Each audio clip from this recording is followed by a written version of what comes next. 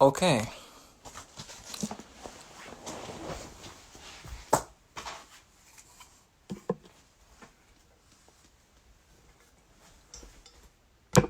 What's up, y'all?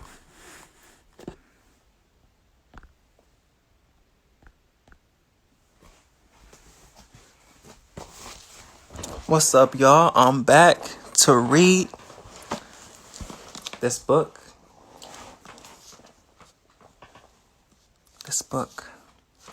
The Laws of Human Nature by Robert Greene. I'm excited. Alright. Peace and love to you, brother. God bless. I'm excited for your work, for your directing, all that stuff. Anyway, listen, I'm going to be reading chapter 1 of Laws of Human Nature by Robert Greene. It's a thick book. He always writes thick books. Thick books. So I'm just going to go ahead and dive on in. But thank you for popping in, popping out. If you do, thank you for watching the replay. If you watch the replay, I'm really excited to read this book.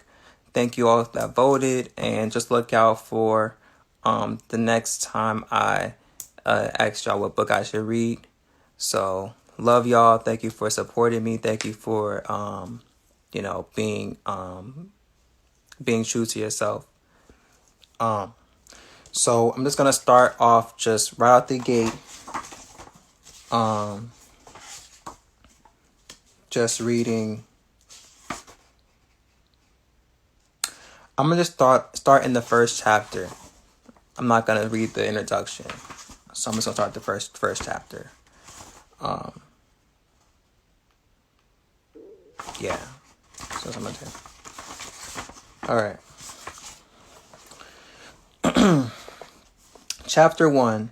Master your emotional self. The law of irrationality. Let's go back. Ooh. You like to imagine yourself in control of your fate, consciously planning the course of your life as best you can, but you are largely unaware of how deeply your emotions dominate you. They can make you veer toward ideas that soothe your ego. They make you look for evidence that confirms what you already want to believe. They make you see what you want to see, depending on your mood. And this disconnect from reality is it's a source of the bad decisions and negative patterns that haunt your life. Rationality is the ability to counteract these emotional effects, to think instead of react, to open your mind to what is really happening as opposed to what you are feeling. It does not come naturally. It is a power we must cultivate, but in doing so, we realize our greatest potential.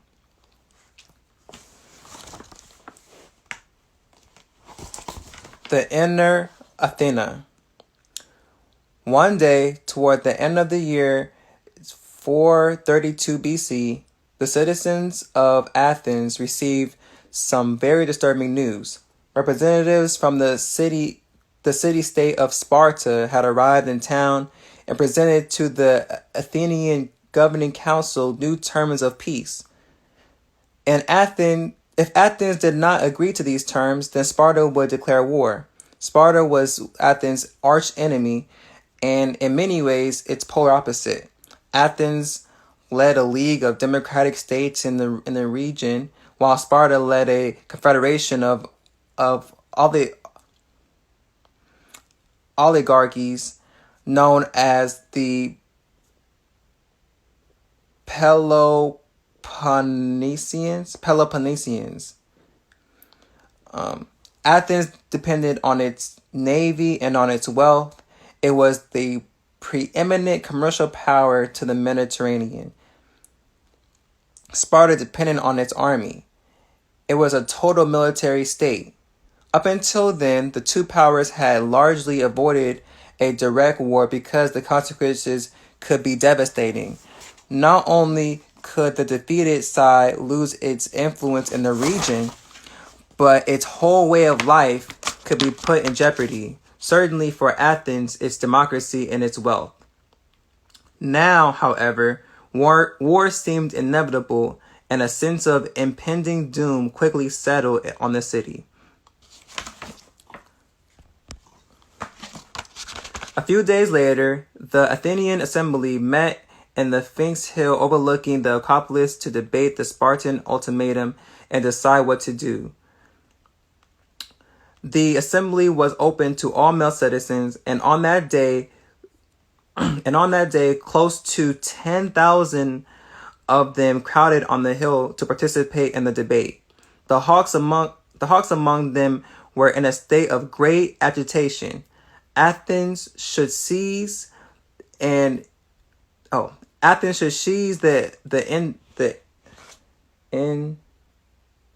initiative. I gotta look up this word. Hold on. My bad. Athens should seize the initiative and attack Sparta first, they said.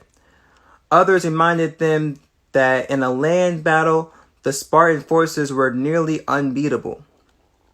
Attacking Sparta in this way would play straight into their hands.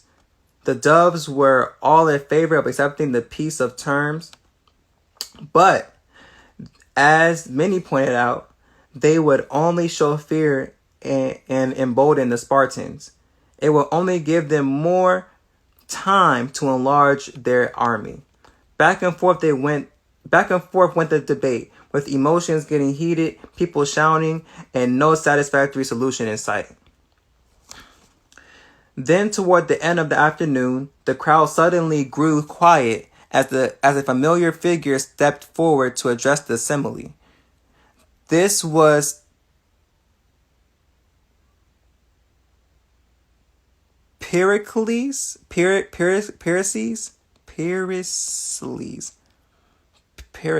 I'm gonna say Pericles. It's Pericles. This was Pericles, the elder statesman of Athenian politics, now over 60 years old. Pericles was beloved, and his opinion would matter more than anyone's. But despite the Athenians' respect for him, they found him a very particular leader, more of a philosopher than a politician. To those old enough to remember the start of his career, it was truly surprising how powerful and successful he became. He did nothing the usual way. In the earliest years of their democracy, before Pericles had appeared on the scene, the Athenians had preferred a certain personality type in their leaders, men who could give an inspiring, persuasive speech and had a flair for drama. On the battlefield, these men were risk takers. They often pushed for military campaigns that they could lead, giving them a chance to gain glory and attention. They advanced their careers by representing some faction in the assembly, landowners, soldiers, aristocrats, and doing everything they could to further its interests. This led to highly divisive politics. Leaders would rise and fall in cycles of a few years, but the Athenians were fine with this. They mistrusted anyone who lasted long in power. Then Pericles entered public life around 463 BC, and Athenian politics would never be the same. His first move was the most unusual of all. Although he came from an illustrious aristocratic family, he allied himself with the growing and lower middle classes of the city, farmers, oarsmen in the navy, and craftsmen who were the pride of Athens. He worked to increase their voice in the assembly and gave them greater power in the democracy. This was not some fall faction he now led, but the majority of Athenian citizens. It would seem impossible to control such a large, unruly mob of men with their varied interests, but he was so fervent in increasing their power that he slowly gained their trust and backing. As his influence grew, he started to assert himself in the assembly and alter its politics. He argued against expanding Athens' democratic empire. He feared that Athenians would outreach and lose control. He worked to consolidate the empire and strengthen existing alliances. When it came to war and to serving as a general, he strove to limit campaigns and to win through maneuvers with minimal loss of lives. To many, this seemed unheroic, but as these politics took effect, the city entered a period of unprecedented prosperity. There were no more needless wars to drain the coffers, and the empire was functioning more smoothly than ever. What Pericles did with the growing surplus of money startled and amazed the citizenry. Instead of using it to buy political favors, he initiated a massive public building project in Athens. He commissioned temples, theaters, and concert halls, putting all of the Athenian craftsmen to work. Everywhere one looked, the city was becoming more sublimely beautiful. He favored a form of architecture that reflected his personal aesthetics, ordered, highly geometric, monumental,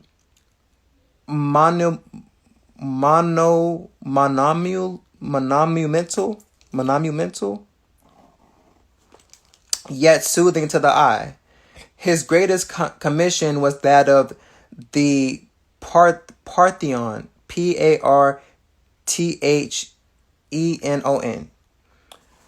when its enormous 40-foot statue of Athena. Athena was the guiding spirit of Athens, the goddess of wisdom and practical intelligence. I apologize if I mispronounced Athena. She represented all of the values Pericles wanted to promote. Single-handedly, Pericles had transformed the look and spirit of Athens, and it entered a golden age in all of the arts and sciences. What was perhaps the strangest quality of Pericles was his speaking style, restrained and dignified. He did not go in for the usual fights of rhetoric. Instead, he worked to convince the audience through airtight arguments. This would make people listen closely as they followed the interesting course of his logic. The style was compelling and calming. Unlike any of the other leaders, Pericles remained in power year after year, decade after decade, putting his total stamp on the history in his quiet, unobtrusive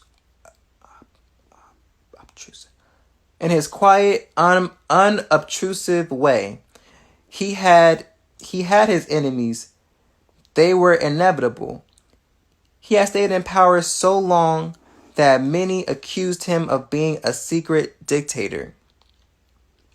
He was suspected of being an atheist, a man who scoffed at all traditions. That would explain why he was so peculiar. But nobody could argue against the results of his leadership.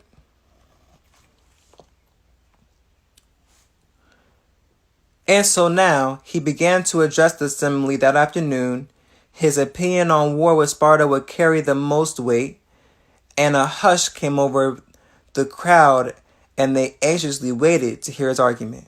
Athenians, he began, my views are the same as ever.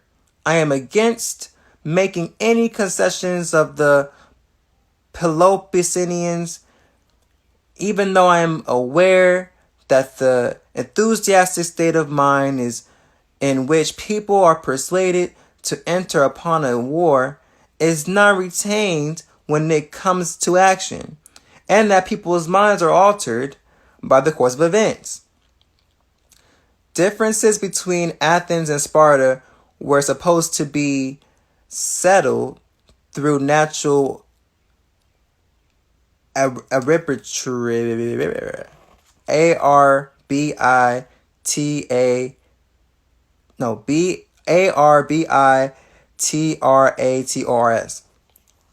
Arbitrators. Arbitrators.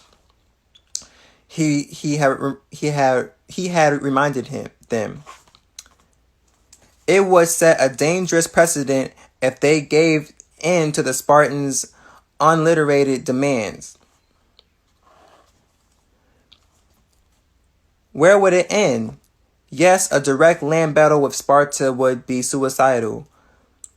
What he proposed instead was a completely novel form of welfare, limiting and defensive. He would bring within the walls of Athens all those living in the area. Let the Spartans come and try to lure us into fighting, he said. Let them lay waste to our lands. We will not take the bait. We will not fight them on land. With our access to the sea, we will keep the city supplied. We will use our navy to raid their coastal towns. As time goes on, they will grow frustrated by the lack of battle. Having to feed and supply their standing army, they will run out of money. Their allies will bicker among themselves. The war party within Sparta will be discredited, and a real lasting peace will be agreed upon, all with minimal expenditure of lives and money on our part. I could give you many other reasons, he concluded, why you should feel confident in ultimate victory. If you only will make up your minds not to add to the empire while the war is in progress, and not to go out of your way to involve yourselves in new perils. What I fear is not the enemy's strategy, but our own mistakes.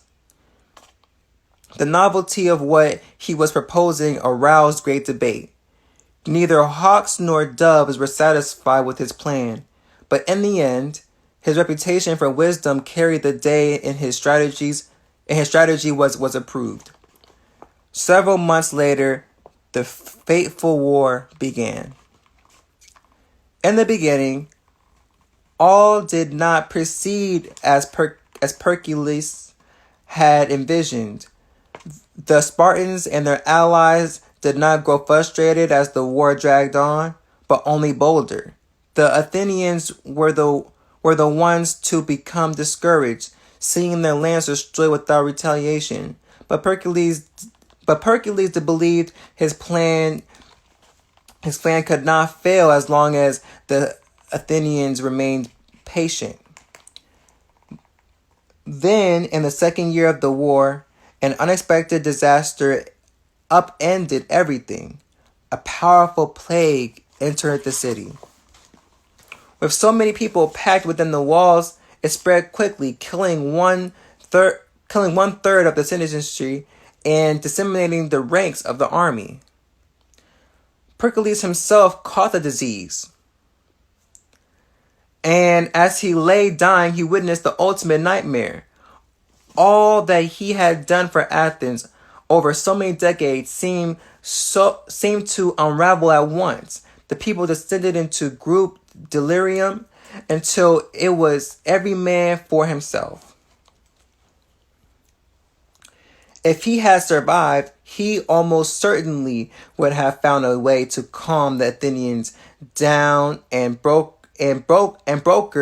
an acceptable peace with Sparta, or adjust his defensive strategy, but now it was too late. Strangely enough, the Athenians did not mourn for their leader. They blamed him for the plague and rallied in the ineffectiveness of his strategy. They were not in the mood anymore for patience and restraint. They had outlived his time. He had outlived his time. and his ideas were now seen as the tired reactions of an old man. Their love for Pericles had turned to hate. With him no longer there, the factions returned with a vengeance. The war party became popular. The party fed off the people's growing bitterness toward the Spartans, who had used the plague to advance their positions. The Hawks promised they would regain the initiative and crush the Spartans with an offensive strategy. For many Athenians, such words came as a great relief, a release for pent-up emotions. As the city slowly recovered from the plague, the Athenians managed to gain the upper hand, and the Spartans sued for peace. Ooh. Hold on, let me read that part again. As the city slowly recovered from the plague, the Athenians managed to gain the upper hand, and the Spartans sued for peace. Wanting to completely defeat their enemy, the Athenians pressed their advantage, only to find the Spartans recovered and turn the tables. Back and forth they went, year after year. The violence and bitterness on both sides increased. At one point, Athenians attacked the island of Melos, Melos, a Spartan ally. And when the Melians surrendered, the Athenians voted to kill all of their men and sell the women and children into slavery. Nothing remotely like this had ever happened under Pericles. Then, after so many years of a war without end, in 1415 BC, several Athenian leaders had an interesting idea about how to deliver the fatal blow. The city-state of Syracuse was the rising power on the island of Sicily. Syracuse was a critical ally of the Spartans, supplying them with much-needed resources. If the Athenians, with their great navy, could launch an expedition and take control of Syracuse, they would gain two advantages. It would add to their empire, and it would deprive Sparta of the resources it needed to continue the war. The assembly voted to send 60 ships with an appropriate-sized army on board to accomplish this goal. One of the commanders assigned to this expedition, Nikias. I'm gonna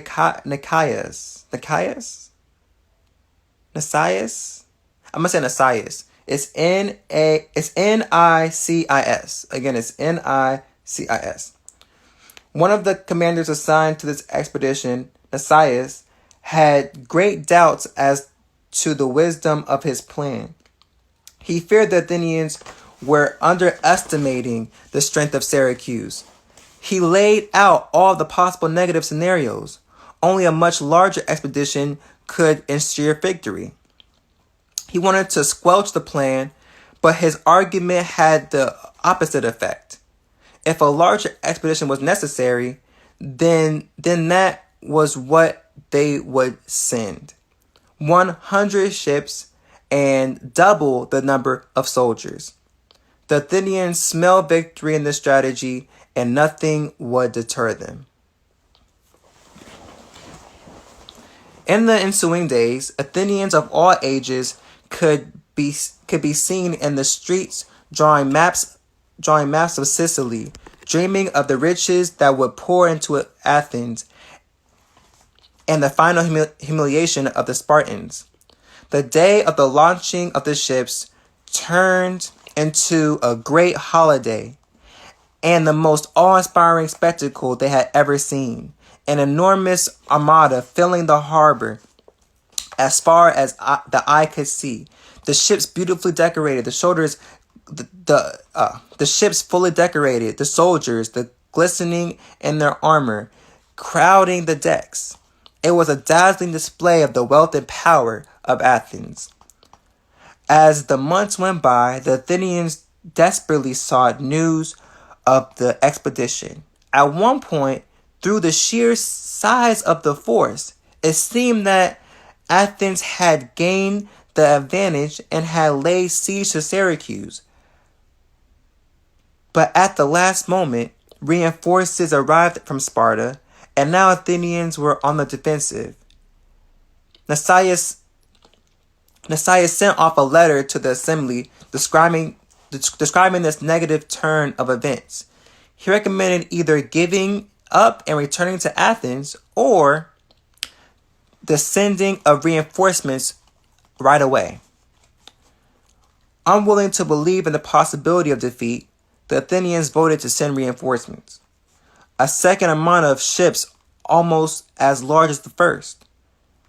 In the months after this, the Athenians' anxiety reached new heights. For now the stakes had been doubled, and Athens could not afford to lose.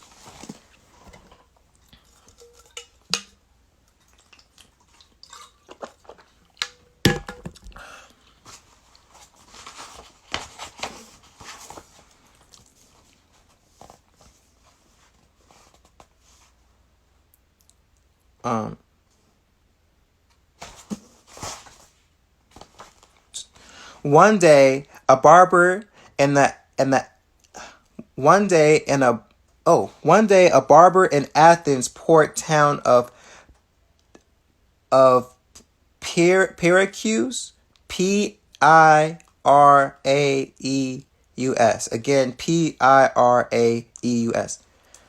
A port town of Piraeus.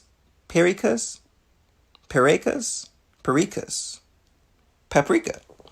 One day, a barber in Athens' port town of Piraeus. I'm going to say Piraeus. One day, a barber in Athens' port town of Piraeus heard a rumor from a customer that the Athenian expedition, every ship and almost every man, had been wiped out in battle.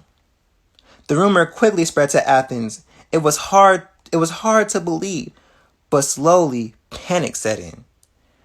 A week later, the rumor was confirmed, and Athens seemed doomed, drained of money, ships, and men. Miraculously, the Athenians managed to hold on, but over the next few years, severely imbalanced by the losses in Sicily, they staggered from one reeling blow to another, until finally in 405 BC, Athens suffered its final loss and was forced to agree to the harsh terms of peace imposed by Sparta. Their years of glory, their great democratic empire, their Periclean golden age were now and forever over.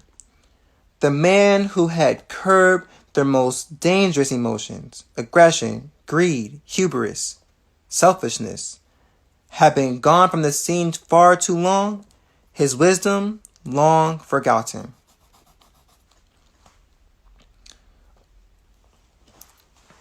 So now I'm about to read the interpretation. The interpretation.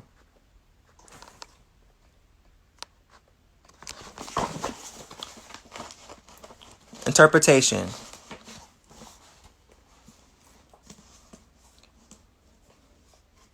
As Pericles surveyed the political scene early in his career, he noticed the following phenomenon.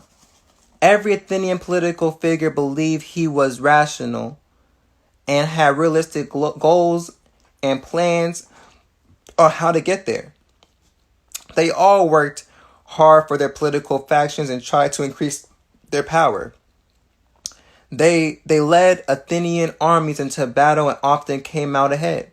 They strove to expand the empire and bring in more money.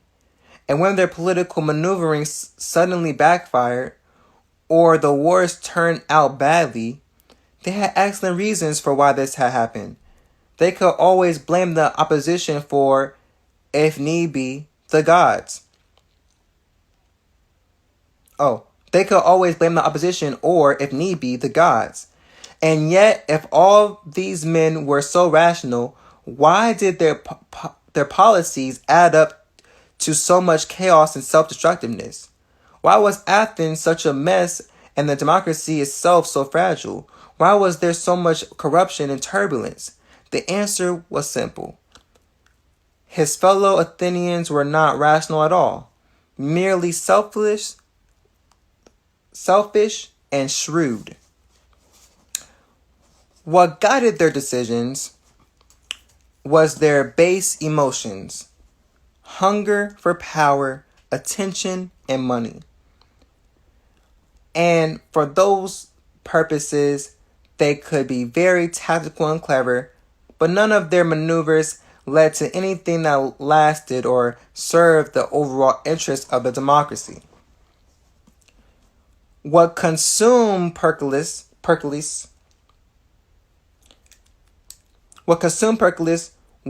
as a thinker and a public figure was how to get out of this trap, how to be truly rational in an arena dominated by emotions. The solution he came up with is uniquely in history and devastatingly powerful in its results. It should serve as our ideal. In his conception, the human mind has to worship something, has to have its attention directed on something, its values above all else. For most people, it is their ego.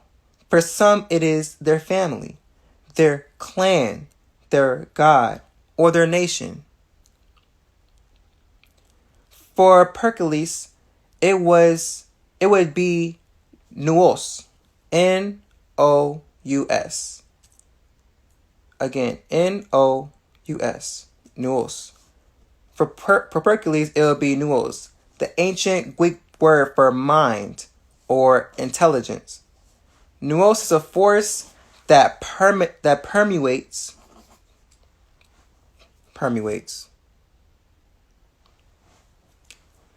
Nous is a force that permeates. It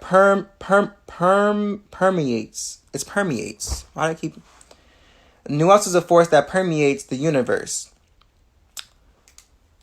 creating meaning and order. The human mind is naturally attracted to this order. This is the source of our intelligence. For Pericles, the nous that he worshipped was embodied in the figure of the goddess Athena. Athena was literally born from the head of Zeus. Her name itself reflected this, a combination of God, Theos, and mind, nous. A combination of God, Theos, and mind, nous. But Athena came to represent a very particular form of nous, eminently practical, feminine, and earthly.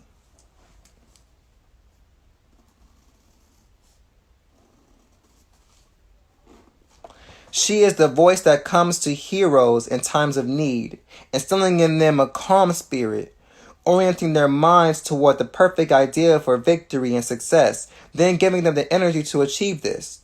To be visited by Athena was the highest blessing of them all. It was her spirit that guided great generals and the best artists, innovators, and tradesmen. Under her influence, a man or woman could see the world with perfect clarity and hit upon the action that was just right for the moment. For Athens, her spirit was invoked to unify the city, make it prosperous and productive.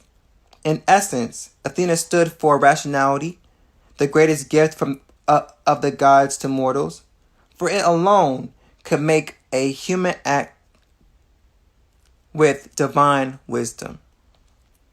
To cultivate his inner Athena, Pericles first had to find a way to master his emotions.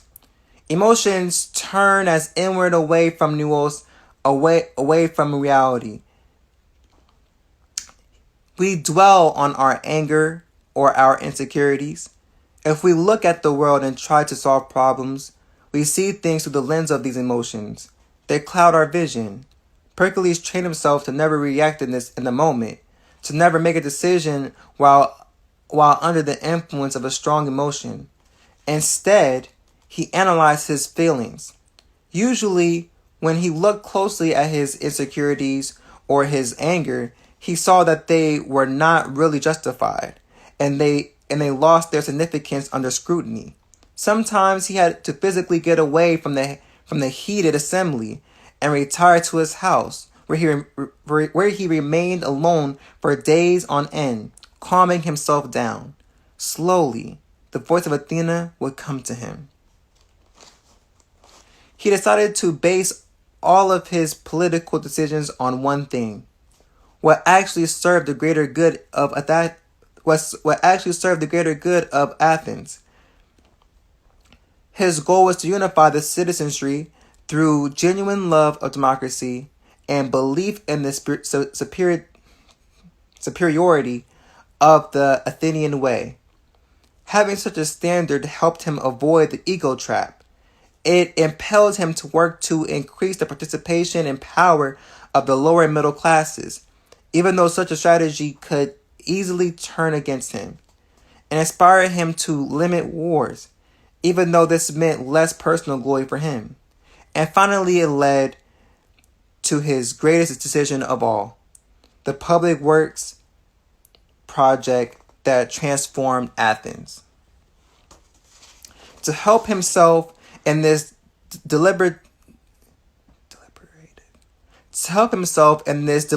process, he opened his mind to as many ideas and options as possible, even to those of his opponents.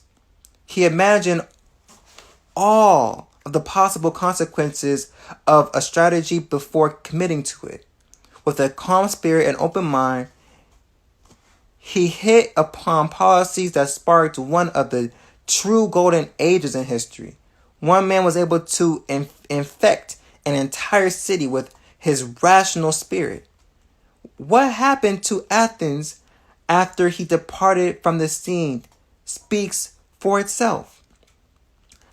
The Cilician expedition represented everything he had always opposed, a decision secretly motivated by the desire to grab more land, blinding to its potential consequences. Understand, like everyone, you think you are rational, but you are not. Rationality is not a power you are born with, but one you acquire through training and practice. The voice of Athena simply stands for a higher power that exists within you right now, a potential you have, but perhaps felt in moments of calmness and focus. The perfect idea coming to you after much thinking. You are not connected to this higher power in the present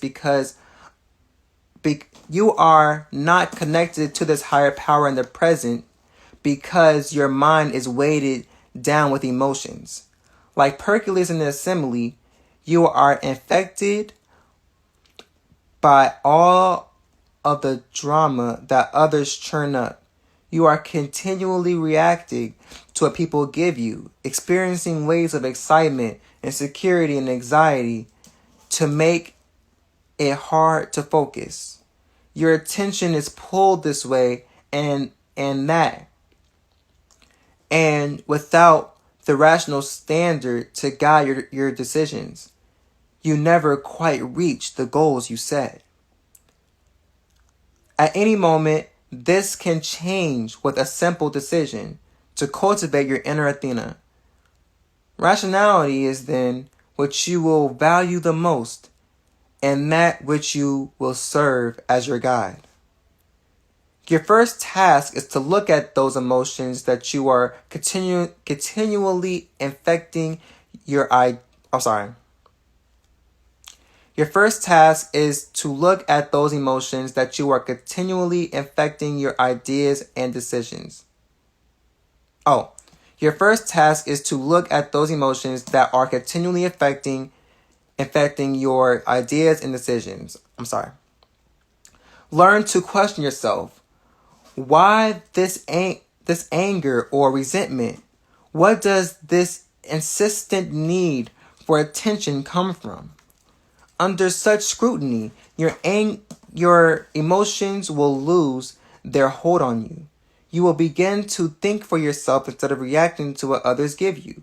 Emotions tend to narrow the mind, making us focus on one or two ideas that satisfy our immediate desire for power or attention, ideas that usually backfire. Now, with a calm spirit, you can entertain a wide range of options and solutions. You will deliberate longer, before acting and reassess your strategies. Reassess your strategies. The voice will become clear. The voice will become clearer and clearer when people besiege you with their endless dramas and petty emotions. You'll resent the distraction and apply your rationality to think past them. Like an athlete continually getting stronger through training, your mind will become more flexible and resilient, clear and calm. You will see answers and creative solutions that no one else can envision. This is a quote by Fyodor Dostoevsky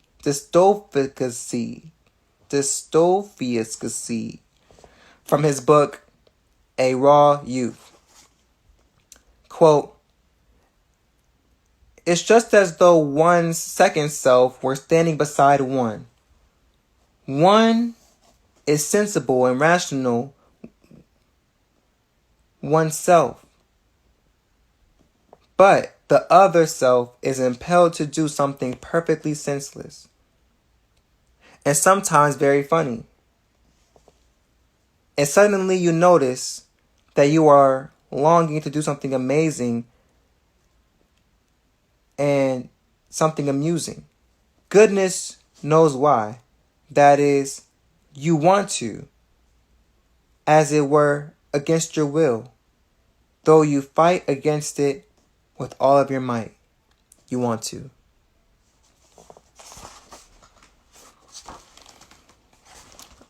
All right, so that is the first part of the first chapter. I read from page 13 to page 21. Yeah, page 13 to page 21. Thank you for watching. I'm just gonna go ahead and end it here.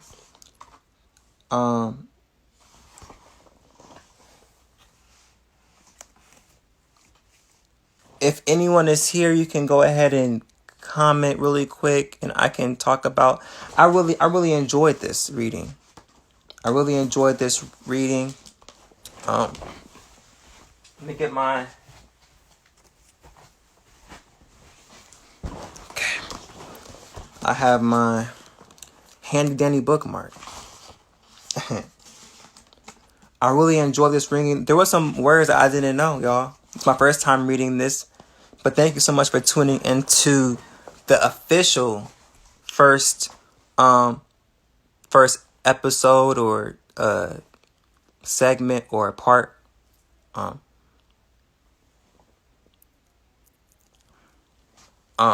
Thank you so much for stopping in and tuning in.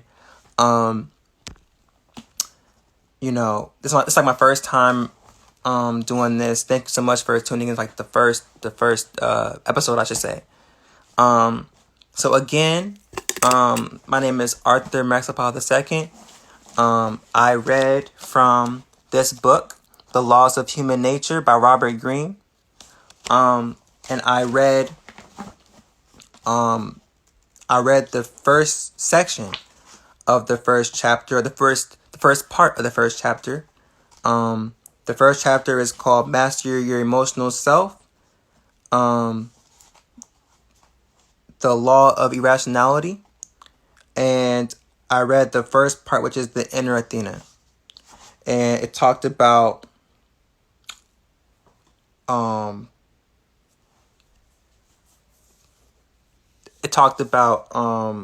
Athens and Sparta, and talked about a couple leaders from Sparta.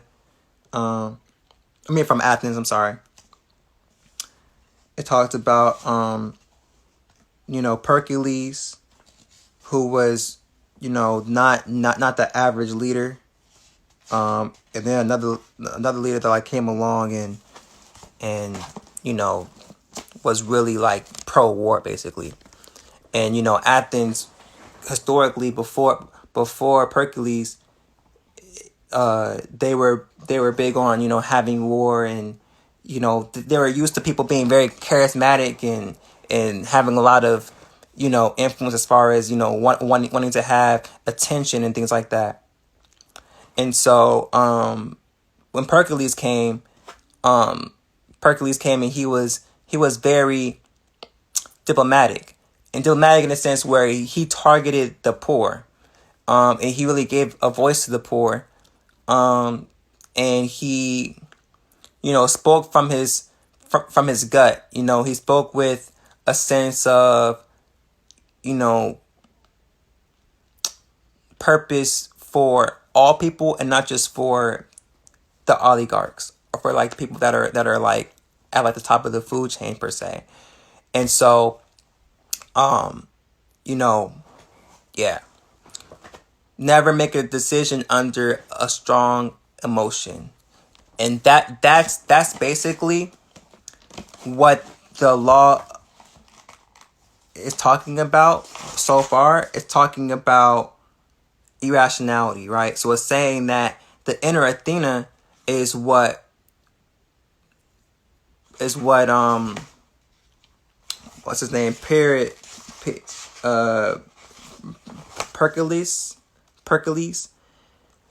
That's what he had tapped into. Basically, he had tapped into like he had like a strong connection to like that whole like the the daughter of Zeus, which is like this whole god of the mind and of intelligence. And Robert Greene explained that some people worship, like Robert Greene explained that like people just generally naturally want to worship something.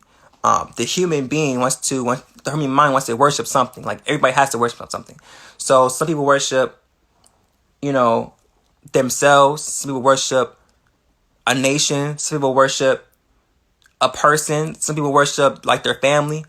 So for Pericles, he had worship. I don't think Robert Greene was saying that like he was worshiping the inner Athena, but he was more so worshiping the relationship that he had, the relationship that like he had between him and the inner Athena. And that's basically what drove him to make the decisions that he made, even though that plague had happened and a whole bunch of people died and they had blamed it on him. Nevertheless, that's what guided his rationality, and like that's what guided his decision making and how he spoke up for people. And so the inner Athena is basically a force. It's a force that is in all of us. It's basically a power, like a godlike power that's in all of us. So I guess a Christian would maybe say that it's like the intelligence and mind version of the Holy Spirit, or I guess I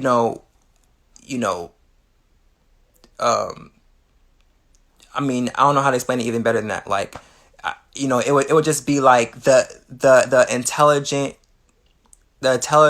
and the intuitiveness that like you have, and Greeks gave it a name called Athena, right? And that's like that whole force that like you have within you. So that's like the inner Athena, and that's basically what he said. Is it a weekly read? I think the last read I read was like 3 days ago. So, I'm not necessarily saying that it's a weekly read. I think that I at least want to push out one a week.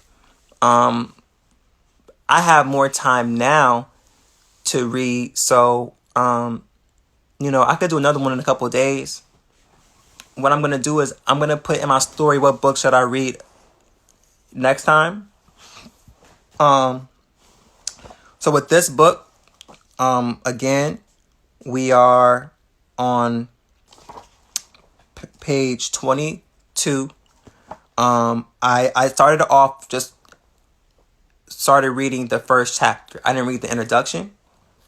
So if you'd like me to go back to the introduction and read that, and you think that like that's important, or you want me to read that, you know what I mean, that's fine. I can go back. Yeah, I really enjoy Robert Greene.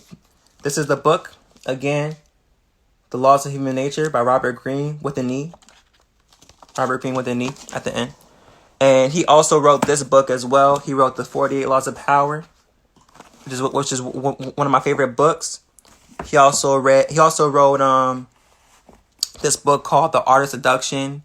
He wrote a book with Curtis Jackson, aka 50 Cent.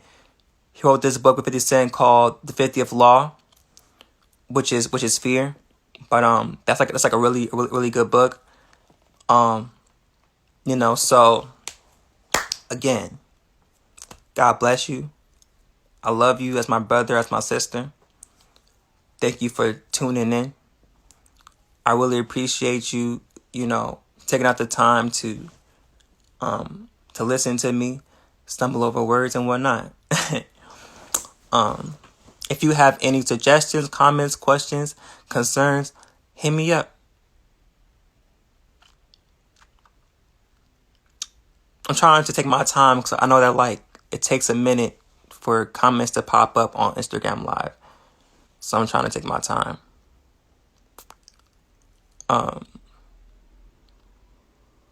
Rest in peace to El-Haj Malik Shabazz, aka Malcolm X. Rest in peace to Reverend Dr. Martin Luther King Jr. And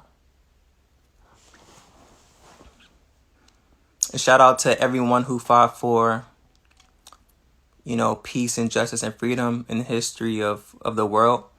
And not just African history, but in the history of the world.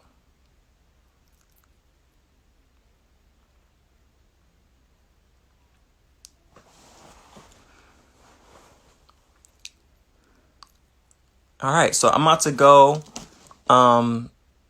skedaddle or leave. Again, thank you so much. Reading takes patience, especially when somebody it's not like an expert reader. You might be able to read along with me.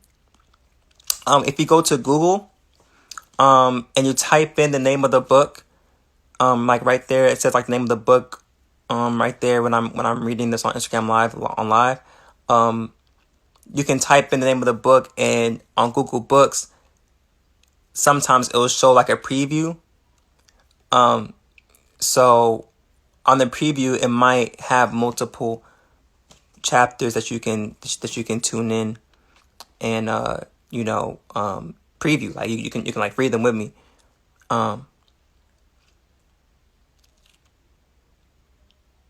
Yeah.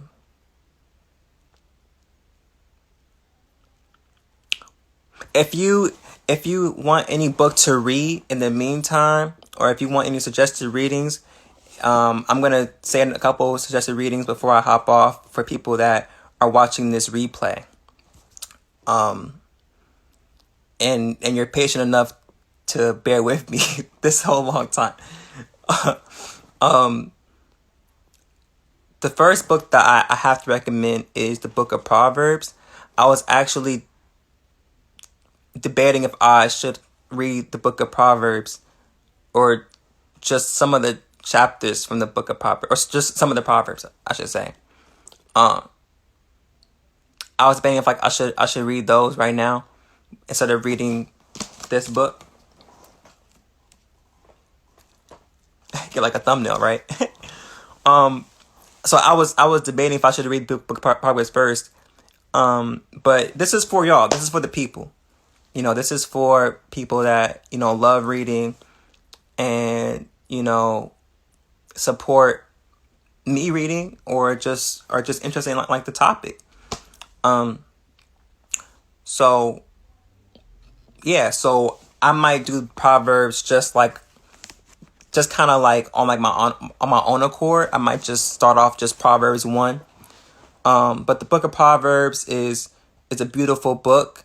That's really the book that I recommend people read first when they read the Bible. They should read Proverbs first. And Proverbs is written by King Solomon after he did all that crazy stuff that he did when he was younger.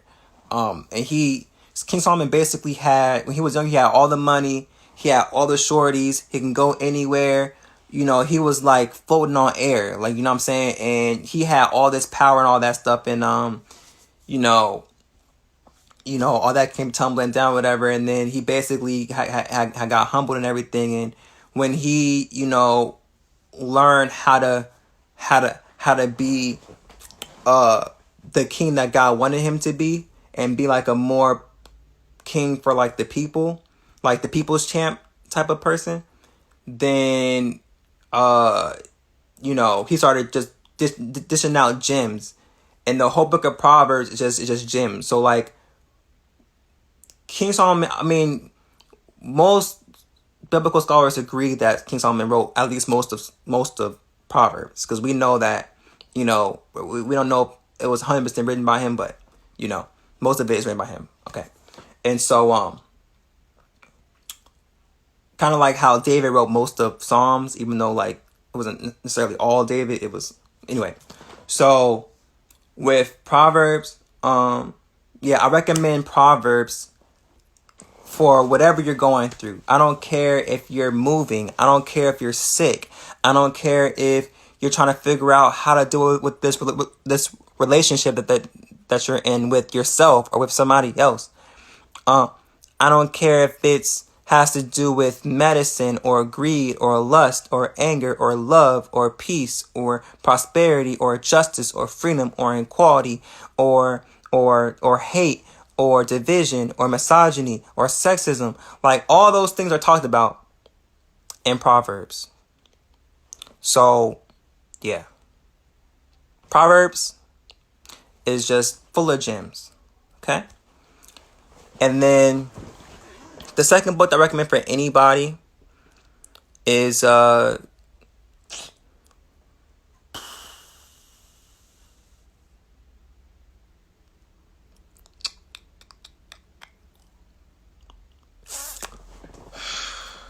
recommend this book as well.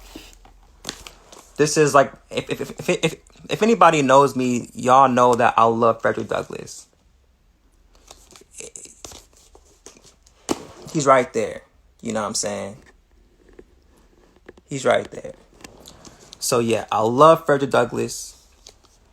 This is his first autobiography. He wrote 3 of them. I'll recommend you just read literature. Matter of fact, get this. And just go through the table of contents and read from the table of contents what you think is interesting from the table of contents. Don't read from page 1. Now, if you read this book, read from page 1. Okay? Also, I recommend that you pick up this book. Don't know much about history. This is a beautiful book to get a basic understanding of a lot of American history. I think that you should also get this book right here, Africans Who Shaped Our Faith. And it talks about the African presence in the Bible. And it's very important. This is written by Reverend Dr. Jeremiah A. Wright Jr. It's an underrated book. People don't talk about it enough. And then lastly, I recommend The Alchemist. This is a classic book by Paulo Coelho. Again, The Alchemist by Paulo Coelho. Beautiful book. Talks about making something out of nothing, basically. Love y'all. Stay blessed. Stay encouraged. Keep your faith. Keep striving. Keep believing in yourself. You can do anything. Don't let anybody stop you from your dreams and your goals, your aspirations to impact the world in a positive way. God bless you. Love you.